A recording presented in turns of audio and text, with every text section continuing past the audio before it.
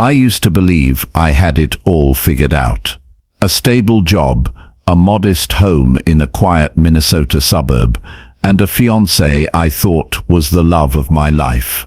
Her name was Samantha Lee, and the first time I saw her, she was helping her neighbor shovel snow off their driveway. I offered to help, and she laughed, saying, "I've got it, unless you're offering hot chocolate, too." That's how it started. From snowflakes to sunsets, we built something I believed was unshakable. Samantha had this warmth to her, a kind smile, eyes that could make you forget your troubles, and a way of making everyone in the room feel like they mattered. She was smart, too, worked as a pediatric nurse at a local clinic, and was loved by everyone, especially my mother, who claimed she was the daughter I never had. I was 32, working in IT at a mid-sized firm, the kind of job where no one knows what you do until something breaks. Quiet, predictable, steady. And I liked it that way. After a few rough years in my 20s, debt, a broken engagement, and some deep family scars, I didn't want chaos anymore. I wanted peace. Samantha gave me that. Or at least I thought she did. We were engaged for a little over a year before we started planning the wedding. A simple outdoor ceremony, nothing too fancy, just close friends and family. Her mother cried when she saw her dress for the first time. My dad, well, let's just say my relationship with him was complicated. My father, Richard Donovan, had never been what you'd call a present dad. A high-powered real estate broker in Chicago, he was always chasing deals, status, or someone younger than my mother. He and I didn't talk much after my parents' divorce, but when I got engaged, he surprised me by reaching out. "I'm proud of you, son," he had said on the phone, his voice unusually sincere. "I'd like to be there, to make things right." I remember standing in the kitchen that night, phone pressed to my ear, heart cautiously hopeful. Maybe time had softened him. Maybe he was ready to be part of my life again. Samantha was thrilled. She loved the idea of family, of reconciliation. "Maybe your dad just needed a reason to show up," she said. So I let him in. We invited him over for dinner. He brought a bottle of expensive wine and a story about some ski resort he had just invested in. Samantha laughed at his jokes. He was charming, too charming, but I brushed it off. He was finally making an effort. Over the next few weeks, my father became a more regular presence. He'd swing by during wedding planning meetings, offer to cover costs we hadn't budgeted for, and take Samantha and me out for dinners. He even offered us his vacation house in Vermont for the honeymoon. A gift, he said, to make up for lost time. I wanted to believe this was what healing looked like. But beneath that shiny surface, something didn't feel right. There were glances, lingering ones. Once I caught Samantha smiling at a text, and when I asked who it was, she casually said it was one of her bridesmaids. I believed her, because trust once given is hard to take back. Then came the rehearsal dinner. It was a warm Friday night in early June. The air was thick with laughter, clinking glasses, and toasts that made everyone feel like a piece of the magic. Samantha looked radiant. My mom teared up during her speech. My best man embarrassed me with a story from college. It was perfect. Until I saw my father and Samantha standing a little too close near the back patio. He leaned in, whispered something into her ear, and she laughed, blushed, even. She touched his arm in that soft, familiar way I thought was reserved for me. Something cracked in me that night. But still, I said nothing. Maybe I was paranoid. Maybe it was just wine and nerves and shadows. But deep down I knew something was wrong. The next morning, I woke up with a headache that had nothing to do with alcohol. My gut told me something was off. Samantha was already downstairs, humming in the kitchen like everything was perfectly normal. She kissed me on the cheek and handed me coffee with that same bright smile she'd worn for months. I should have asked her then. I should have said, "Is something going on between you and my father?" But I didn't. Instead, I let it fester. I convinced myself I was just nervous. Weddings come with stress, right? I told myself to let it go, to enjoy the last day before we said I do. But that feeling, that cold, coiled knot in my chest, refused to leave. We spent that Saturday making final arrangements. Picking up flowers, confirming guest accommodations, checking the weather. The sun was supposed to shine, and everything on the surface looked perfect. Everyone kept saying how lucky we were, how in love we looked. I played along, smiling for photos, shaking hands, thanking people for coming. But something was broken, and I didn't know just how badly. Until that night, around 11:30 p.m. While Samantha was with her friends at the hotel suite, I was alone in my apartment, double-checking my vows. I had written them by hand. I wanted them to be personal, real. I sat at the kitchen table, flipping through the little notebook, reading lines I'd poured my heart into. That's when my phone buzzed. It was an anonymous email. Subject line: "You deserve to know." The email had no greeting, no signature, just a series of screenshots. I stared at them for a full minute before I could even process what I was seeing. Text messages between Samantha and my father, flirty, suggestive messages. Then explicit ones, dates, times, hotel room numbers, photos I wish I could unsee. My stomach flipped. My hands trembled. The truth hit like a truck. They'd been sleeping together. Not once. Not as a drunken mistake. This was deliberate, ongoing, coordinated. While we were planning a wedding, they were planning something else. My fiancé, my father, two people who swore they loved me. I sat there in stunned silence, the silence of a man watching his entire future collapse. My heart didn't break. It imploded. For a moment, I couldn't breathe. I didn't cry. I didn't scream. I just sat, frozen, in the middle of the apartment I thought we'd start our life in. When I finally stood up, I was calm. Too calm. The kind of calm that only comes when pain hardens into something else, something colder. I didn't call her. I didn't reply to the email. Instead, I opened a new document on my laptop, and I started rewriting my vows. Only this time, they weren't vows of love. They were something else entirely. I didn't sleep that night, not a single minute. Instead, I sat at my desk, eyes bloodshot, heart thudding like a war drum. I read through the messages again and again, each time hoping I'd missed something, that maybe it was all fake, but it wasn't. There were too many details. Too many dates that aligned with her girls' nights out, or my father's sudden business trips. I stared at the engagement ring box, sitting by the front door. I had been planning to give it to her one last time before the ceremony, a sentimental gesture. Now it felt like a monument to my own blindness. But I wasn't going to cancel the wedding. Not yet. That would be too easy for them. I wasn't after a dramatic confrontation in a hotel lobby. I wasn't going to scream or throw things. I wanted something deeper.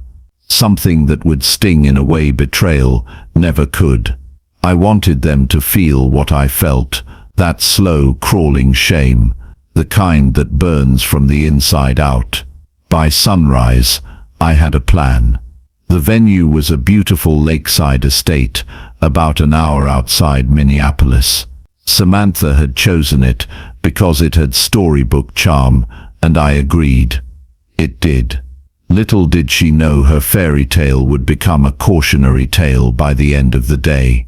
Guests arrived in waves, dressed in summer suits and pastel dresses. Samantha was busy with her bridesmaids, still acting like the doting fiancé. I, too, put on a show. Smiled, shook hands, took photos with my groomsmen, but inside I was a live wire of fury. When my father arrived, he gave me a proud fake hug and said, "You ready for the big day, son?" I nodded, more ready than ever. He smiled, oblivious. Samantha's mother kissed me on the cheek and said she was proud to be gaining such a thoughtful, respectful son-in-law. I bit the inside of my cheek to stop myself from laughing. My best man, Jordan, noticed something was off. He asked if I was okay. "I'm good," I told him. "Today's going to be unforgettable." At 4 p.m., the ceremony began. The music played. The guests stood. Samantha walked down the aisle in a gown she had spent 6 months choosing. She looked stunning, and all I could see was a lyre wrapped in lace. I stood at the altar, vows folded neatly in my pocket. She reached me and whispered, "You look so handsome." I gave her a soft smile. "Thanks. You ready?" She nodded. The officiant welcomed everyone, gave a short speech about love and commitment, and then turned to me. "Do you have your vows?" I did. I pulled the small card from my pocket and took a breath. What I said next wasn't what anyone expected. "Samantha," I began, "I wrote you a different set of vows last night. I thought I knew what I wanted to say, but it turns out I didn't know you at all." She blinked, smiled nervously. I continued. "I was going to promise to love and honor you, to build a life with you, grow old with you. But last night, I found out something that changed everything. I learned that the woman I was supposed to marry has been sleeping with my father." There was a gasp from the crowd. The officiant froze. My father, seated in the second row, paled. Samantha's face crumbled, and she shook her head slightly, mouthing, "But I didn't stop. I received screenshots," I said, turning to face the guests. "Messages, photos, proof. And I want you all to hear it. Not out of malice, but because truth matters. Loyalty matters." The silence was suffocating, and so instead of saying "I do," I say this. I deserve better.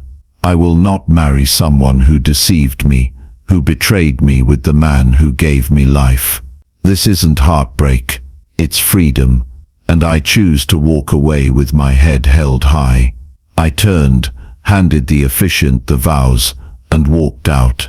Just like that.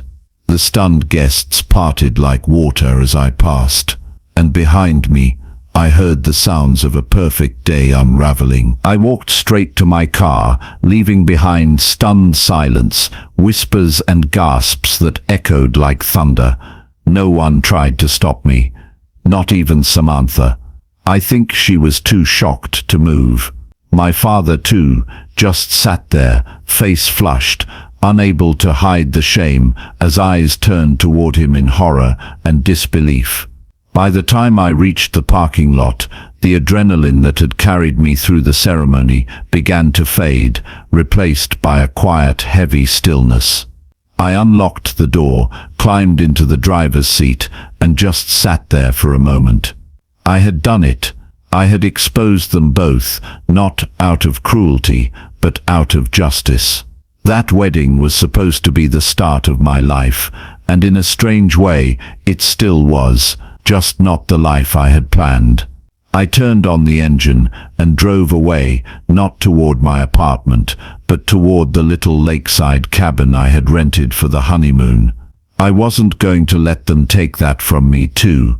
I needed a place to breathe, to think, to heal. The cabin was quiet, tucked away from the world, surrounded by tall pines and the sound of water lapping gently against the dock. I sat on the porch with a glass of whiskey, watching the sky turn from pink to deep navy, and thought about everything that had just collapsed. My phone buzzed. 15 missed calls, 16 messages. Half were from Samantha, the other half from my father. I didn't read any of them. Not yet. I needed space. Time, but curiosity, that cruel instinct, got the better of me. I opened one of Samantha's messages.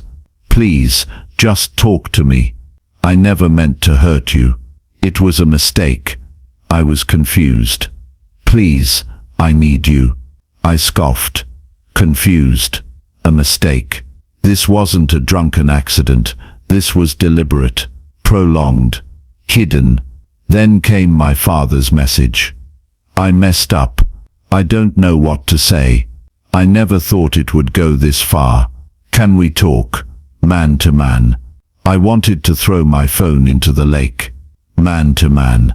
The man who raised me, taught me how to ride a bike, how to shave, had betrayed me in the most intimate, unforgivable way. He hadn't just cheated me as a father. He had disrespected me as a human being. That night, I sat in silence, listening to the wind whistle through the trees, and I made a promise to myself. I wouldn't let this break me. I wouldn't let it turn me bitter. But I also wouldn't let them walk away without consequence. They had set fire to the life I was building. Now I would rise from the ashes and build something better. Without them. I spent 3 full days alone in that cabin, letting the peace and silence do what no words or therapy ever could, soothe the open wounds. No internet, no calls, no notifications, just nature, long walks, and my own thoughts unraveling like thread from a tangled knot. I realized something in that quiet. They hadn't broken me. They had exposed themselves. What Samantha and my father did. It wasn't just betrayal, it was a reflection of their own emptiness, their inability to honor love or loyalty. It had nothing to do with my worth. And so I stopped asking why. I stopped wondering what I lacked.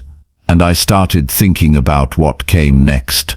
Back home, the fallout had turned into a wildfire. My best friend Jordan, who had been at the wedding, called to fill me in.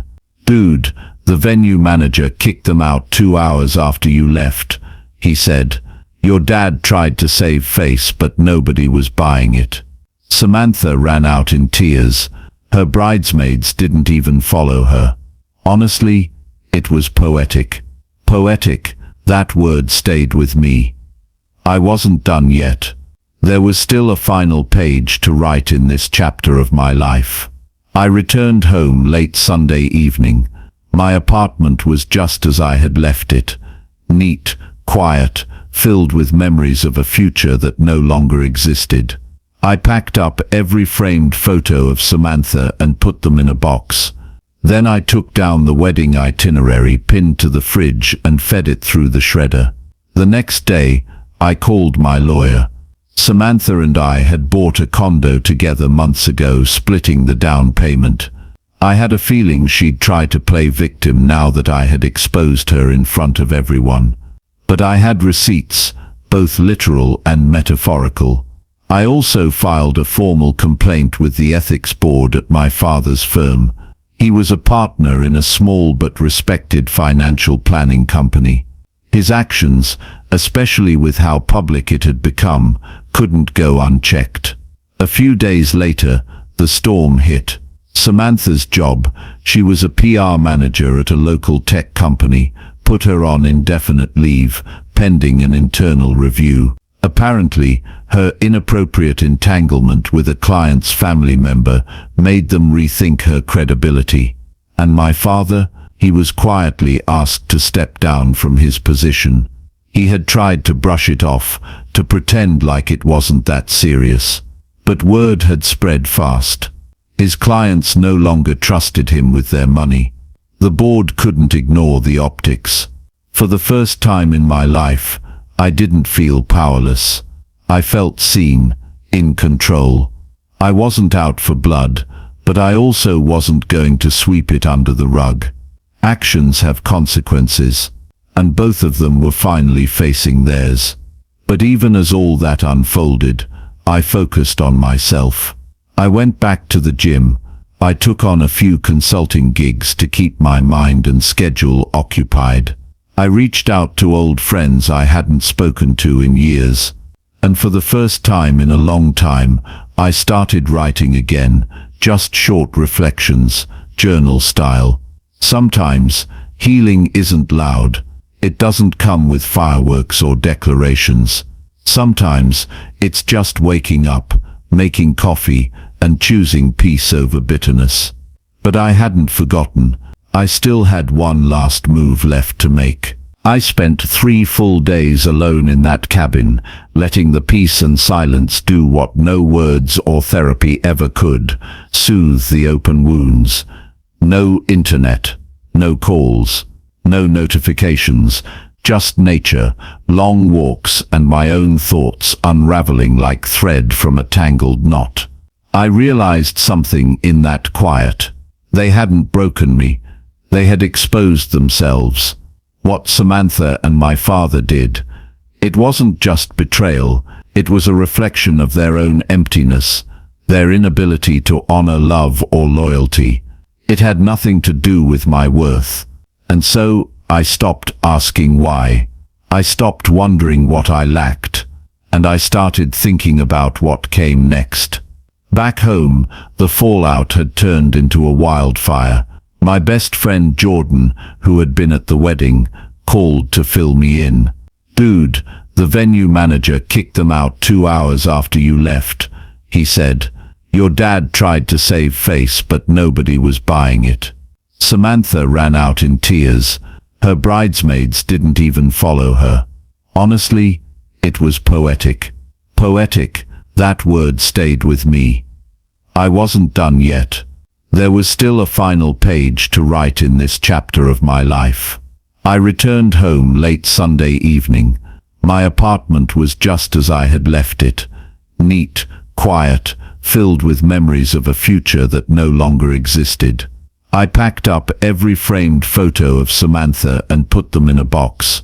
Then I took down the wedding itinerary pinned to the fridge and fed it through the shredder. The next day, I called my lawyer. Samantha and I had bought a condo together months ago, splitting the down payment. I had a feeling she'd try to play victim now that I had exposed her in front of everyone. But I had receipts, both literal and metaphorical. I also filed a formal complaint with the ethics board at my father's firm. He was a partner in a small but respected financial planning company. His actions, especially with how public it had become, couldn't go unchecked. A few days later, the storm hit. Samantha's job, she was a PR manager at a local tech company, put her on indefinite leave, pending an internal review. Apparently, her inappropriate entanglement with a client's family member made them rethink her credibility. And my father, he was quietly asked to step down from his position. He had tried to brush it off, to pretend like it wasn't that serious. But word had spread fast. His clients no longer trusted him with their money. The board couldn't ignore the optics. For the first time in my life, I didn't feel powerless. I felt seen, in control. I wasn't out for blood, but I also wasn't going to sweep it under the rug. Actions have consequences, and both of them were finally facing theirs. But even as all that unfolded, I focused on myself. I went back to the gym. I took on a few consulting gigs to keep my mind and schedule occupied. I reached out to old friends I hadn't spoken to in years. And for the first time in a long time, I started writing again, just short reflections, journal style. Sometimes, healing isn't loud. It doesn't come with fireworks or declarations. Sometimes it's just waking up, making coffee, and choosing peace over bitterness. But I hadn't forgotten. I still had one last move left to make. It had been nearly 2 months since the wedding that never was. Enough time had passed for the shock to wear off, for people to stop whispering about the scandal at the reception and move on to newer gossip. But for me, things had only just started settling into place. One morning, while sipping coffee on my balcony, I received a large envelope in the mail. No return address. Just my name scribbled across the front in handwriting I didn't recognize. Inside was a formal letter from Samantha's attorney. Apparently, she was trying to recover her half of the down payment for the condo we had purchased together. I stared at the letter, amused. Her half, the same condo she had once begged me to put under my name to make paperwork easier. The same property I'd been paying the mortgage on solo for the past 3 months, while she vanished into the shadows after our public breakup. No, not a chance. I called my lawyer again. We drafted a firm response. Attached every document from the title deed to the bank statements. Within a week, her claim was dismissed. Still, the letter had reminded me of something important. I had unfinished business. Closure for me wasn't just about financial boundaries or cutting off contact. It was about reclaiming control of my own narrative. I didn't want my story to be the guy whose fiancée cheated with his dad. I wanted to tell the world what came after that betrayal and how I built something stronger. So, I began sharing my journey online. Not in a messy, vengeful way, but in a raw, honest one. I created a blog, wrote about love, loss, trust and betrayal, about how I was rebuilding, about how men too deserve space to feel broken and to heal. It gained traction fast. Emails poured in from people who had experienced similar betrayals, some from strangers, some from men who'd never told a soul about their own heartbreak. What started as an outlet turned into a community, and then an opportunity. One of the readers, a podcast producer based in Seattle, reached out. He had read my blog and wanted to feature me on his show. "Your story isn't just dramatic, it's meaningful," he said. "Men don't talk about these things. You're changing that." I agreed hesitantly. It felt strange at first to speak my truth into a microphone, to be vulnerable for thousands of listeners. The episode went viral. More podcast invitations followed. Then a few online publications wanted interviews. Suddenly, I wasn't just the guy who'd been betrayed. I was the guy who rose from it with purpose. Samantha and my father, they faded into the background noise. Someone once said the best revenge is living well, but I'd argue the best revenge is becoming something they can never touch. I didn't seek to destroy them. I just built a life so strong that their absence became irrelevant. A few weeks after my podcast appearance went viral, something unexpected happened. I received a message request on Facebook from a name I hadn't seen since that night, the night everything shattered. It was from Derek Bennett, my father. There was no "Hi, son" or "I'm sorry." Just 3 hollow words. "Can we talk?" I stared at the screen for a long time. A part of me felt something stir, some old instinct, a whisper of the boy who once sought his father's approval, but it passed like a breeze. Talk? Now he wanted to talk?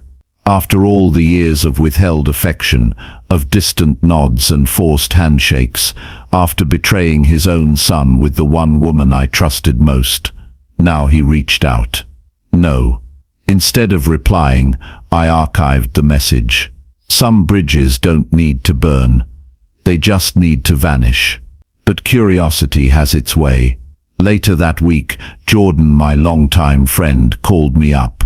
"You're not going to believe who I ran into at the grocery store," he said, his voice tinged with both disbelief and awkward amusement. "Your dad." He looked rough. I stayed silent. "He asked about you," Jordan continued. "Said he wanted to make amends. Said he's been trying to reach you." I let out a low sigh. "Why now?" Jordan didn't answer immediately.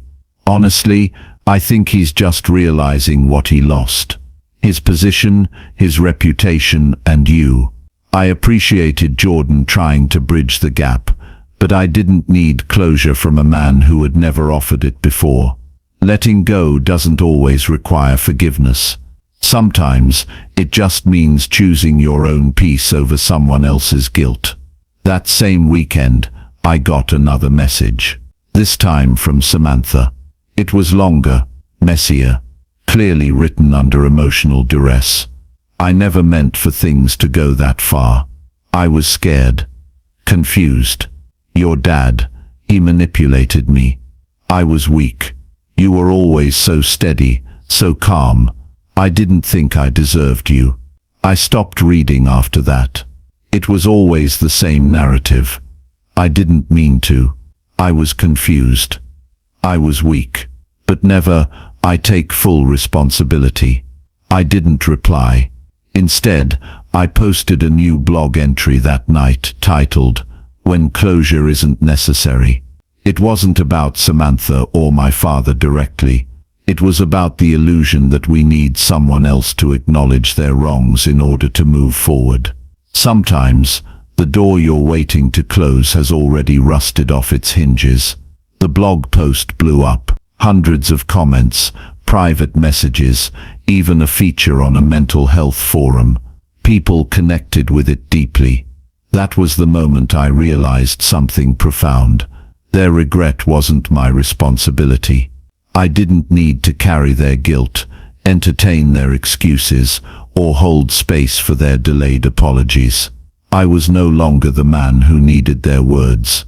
I was the man who had built something stronger in their silence. By early spring, the past had finally stopped knocking. My blog had grown into a platform. I had partnered with a therapist who specialized in betrayal trauma, and together we launched a virtual support group for men recovering from emotional abuse and toxic relationships. It was groundbreaking, something rarely talked about in the open. I spent my days organizing workshops and planning new content, and my evenings exploring creative projects I'd always pushed aside. Life wasn't just healing, it was blooming. One crisp morning, I stood before a full auditorium in Austin, Texas. The university had invited me to speak at a relationship and mental health symposium.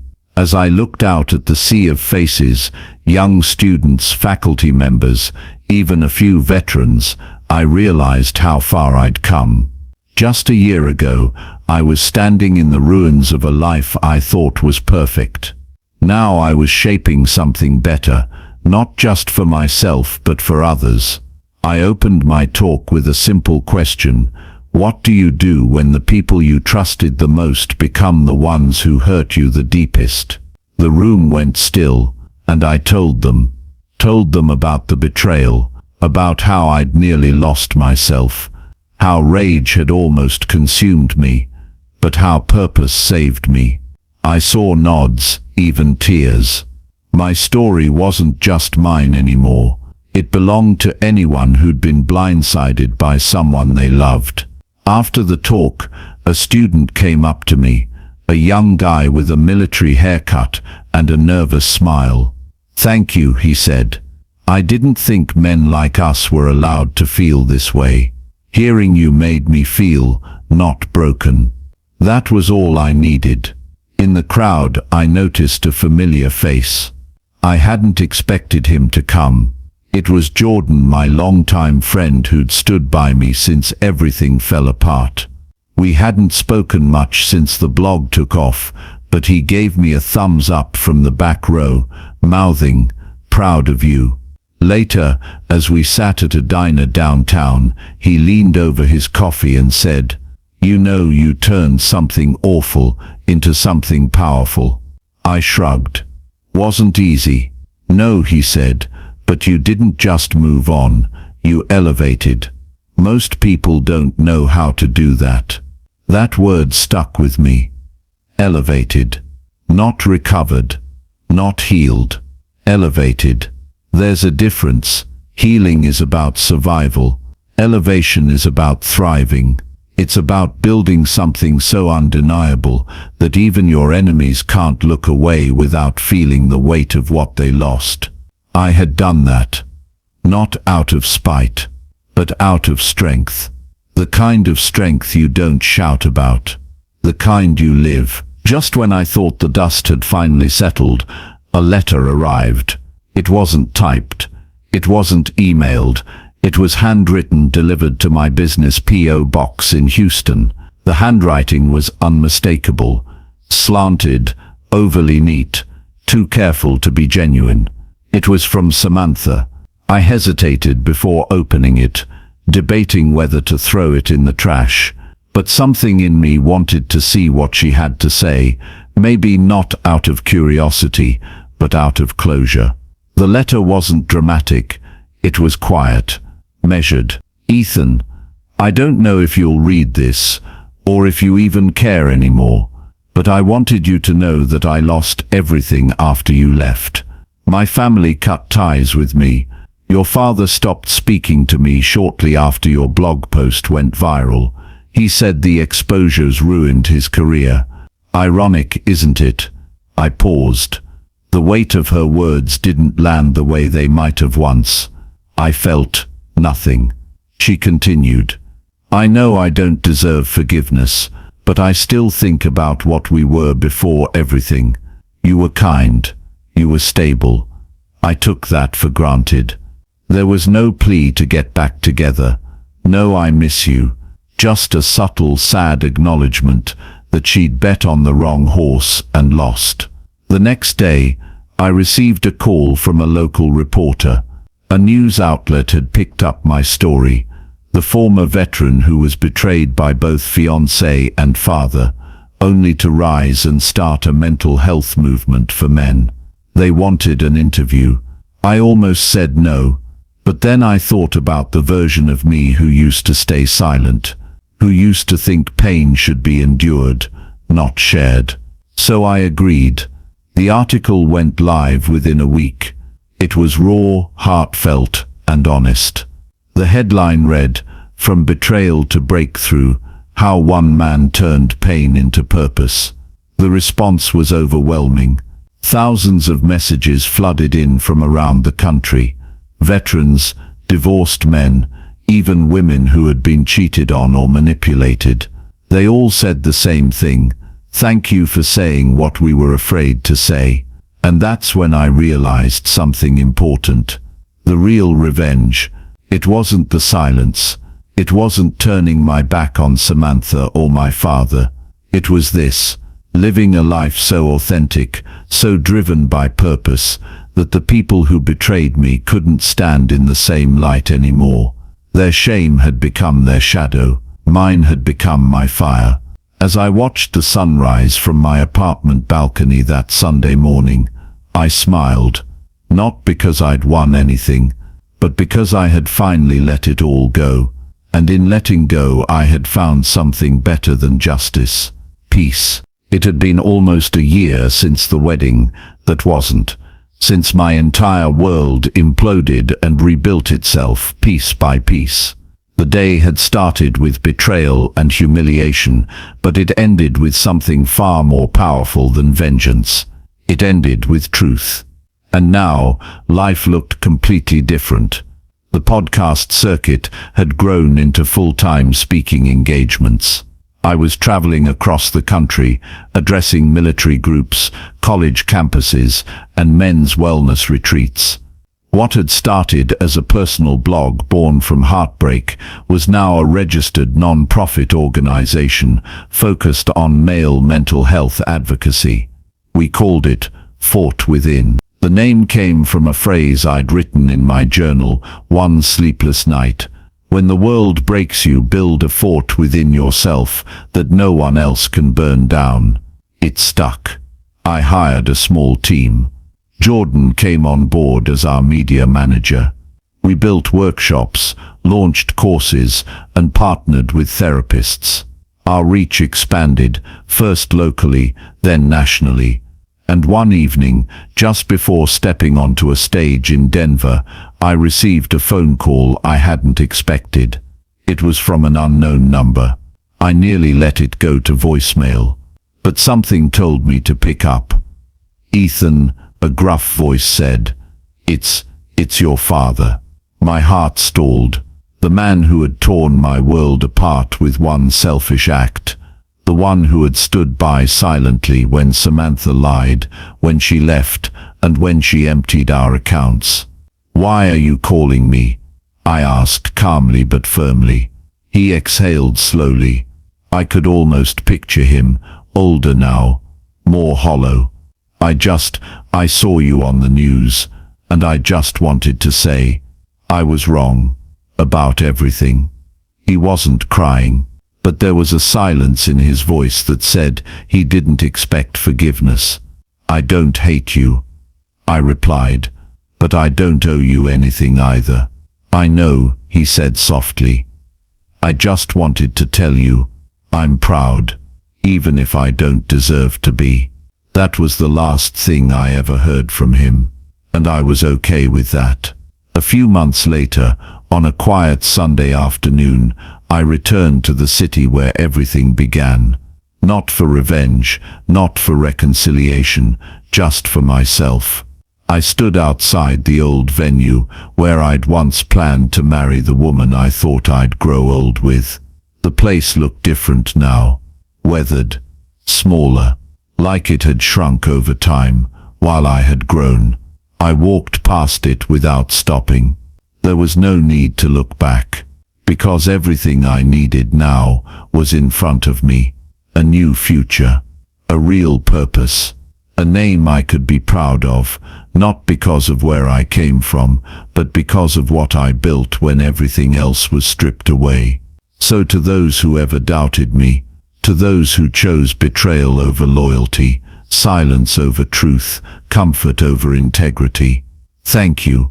You gave me the storm I needed to find my own strength, and you'll never be able to take that from me.